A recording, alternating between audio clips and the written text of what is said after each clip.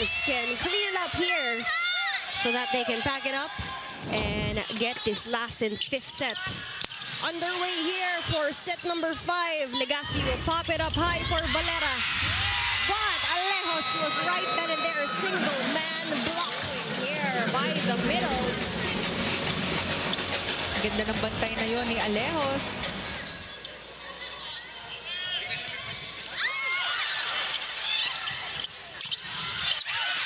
And that's Aiko with 9 points already here for the Golden Spikers. Gutierrez will choose Okeke from the pipe.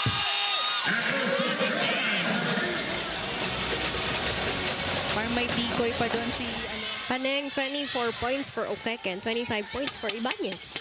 Well, both top scorers for both squads. Open hitters as well.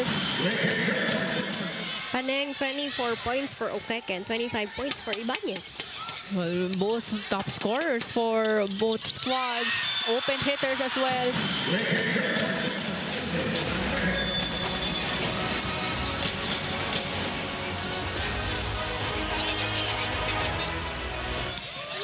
What a strong serve.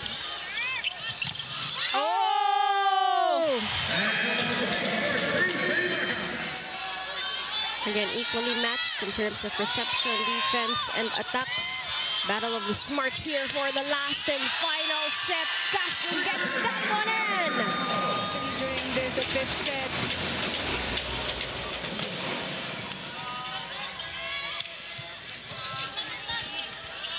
Yambao to Ibanez. And that dunk! Take a look at that drop ball once again. 5 serving 4. Just a 1-point game here. Gutierrez choosing Amar cross-court. High cross-court as said by Coach Vince. Answered back. Oh!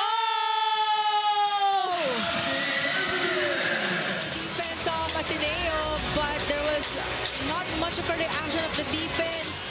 We're gonna have Lance De Castro in here for libero duties. Let's see if they can solidify the backcourt defense. Up and a high for Castro. Every point forward is crucial here. Yambao will choose Aiko. That's gonna be a solid block point coming from Salarzon. A synchronized block there for Ateneo with Salarzon. Every point forward is crucial here. Yambao will choose Aiko. That's gonna be a solid block point coming from Salarzon. Hanggang hinabol ni Macam tong double digits niya. That's right. And we saw na medyo nagsistruggle siya during the start of this game. But itong...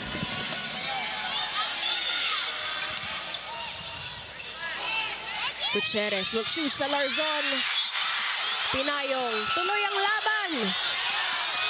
Up and away for Macam again down the line. That's going to be back-to-back points for JJ Macam.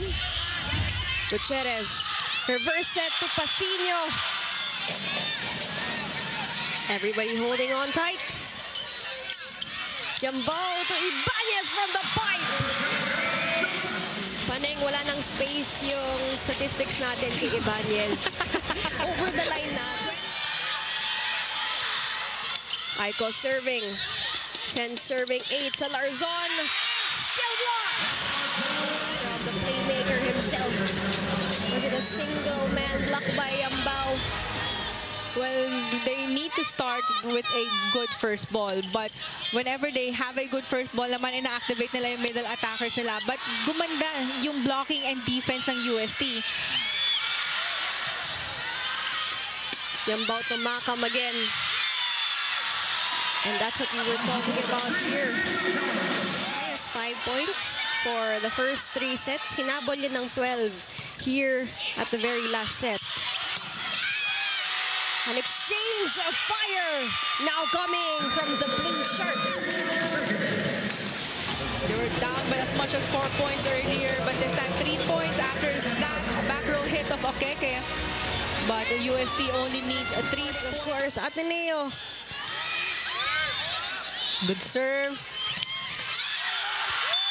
And that was coming off the block to execute their set play.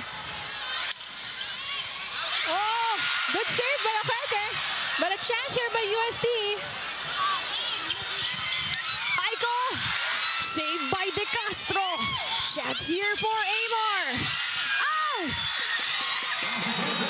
And truly read by Lance De Castro. Sabi niya, ako na. And a finish there after that strong cross-court attack. They still have a chance here.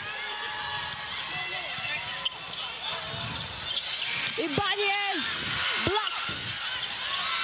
Ibanez again, second attempt. Good What a reach. save coming from Batas. Okeke.